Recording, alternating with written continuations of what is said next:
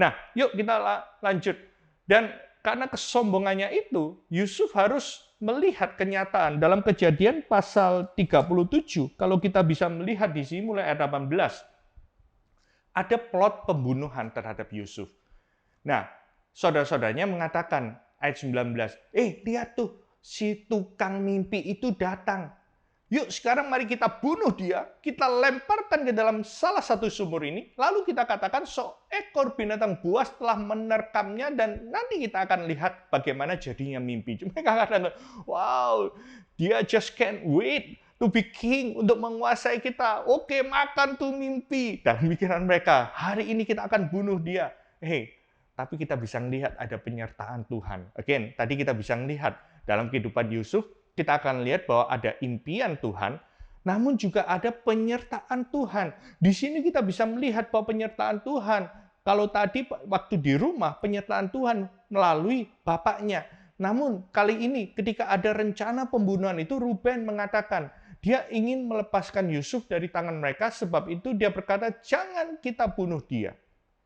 Maka Ruben berkata kepadanya, jangan tumpahkan darah, lemparkanlah dia ke dalam sumur di padang gurun, tapi jangan engkau apa-apakan dia. Maksudnya hendak melepaskan Yusuf dari tangan mereka dan membawa kembali kepada ayahnya.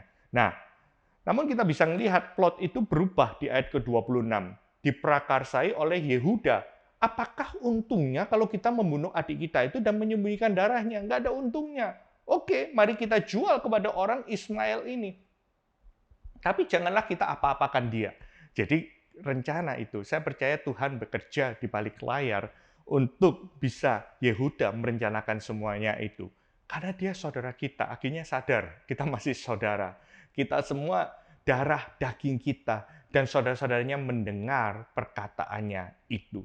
Ketika ada saudagar Midian lewat, Yusuf diangkat ke atas sumur itu, kemudian dia dijual kepada orang Ismail itu dengan harga 20 shikal perak.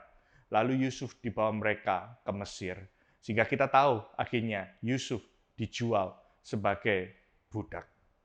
Ayat 31, kemudian mereka mengambil jubah Yusuf, menyembelih seekor kambing, lalu mencelupkan jubah itu ke dadahnya. Dan jubah maha indah itu disuruh antar kepada ayah mereka. Dan mereka mengatakan dia berbohong. Dia mengatakan apa? Anak-anaknya Yakub ini, Bapak silakan periksa apakah ini jubah milik Bapak atau tidak. Ketika Yakub memeriksa jubah itu, ini jubah anakku. Dan dia dibohongi dengan mengatakan binatang buas telah memakannya. Dan tentunya Yusuf telah diterkam. Kita melihat kebohongan demi kebohongan mulai dari Abraham, Ishak, Yakub, dan kemudian Yakub pun dibohongi oleh anak-anaknya, saudara-saudara Yusuf ini. Nah, dan Yakub mengoyakkan jubahnya dan kemudian mengenakan kain kabung dan katakan dia menangisi kematian dari Yusuf.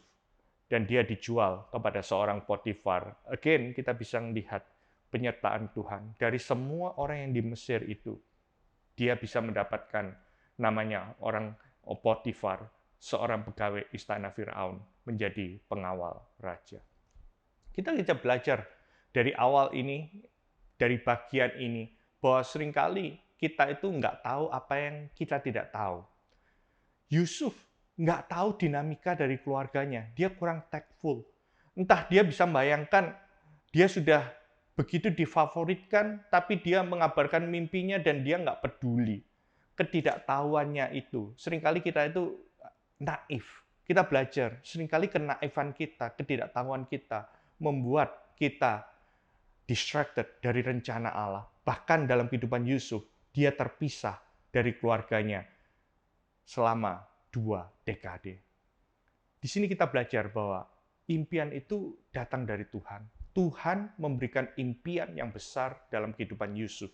Namun dibutuhkan apa? Pengalaman, kebijaksanaan, dan kerendahan hati untuk mewujudkannya. Karena itu Tuhan izinkan Yusuf untuk mengalami pembentukan karakter melalui setiap kesukaran yang dihadapi. God-given dreams come a size too big so we can grow into them. Seringkali impian Tuhan itu begitu besar. Tujuannya apa? Supaya kita bisa bertumbuh melalui impian yang besar itu. Bertumbuh dalam apa? Bertumbuh dalam hal karakter. Kita belajar bahwa impian dari Tuhan, ada penyertaan Tuhan, dikasih ayahnya, dilepaskan dari rencana pembunuhan. Namun dia menghadapi kesukaran, iri hati dari saudara-saudaranya, sehingga Tuhan memprosesnya dengan cara dijual sebagai budak.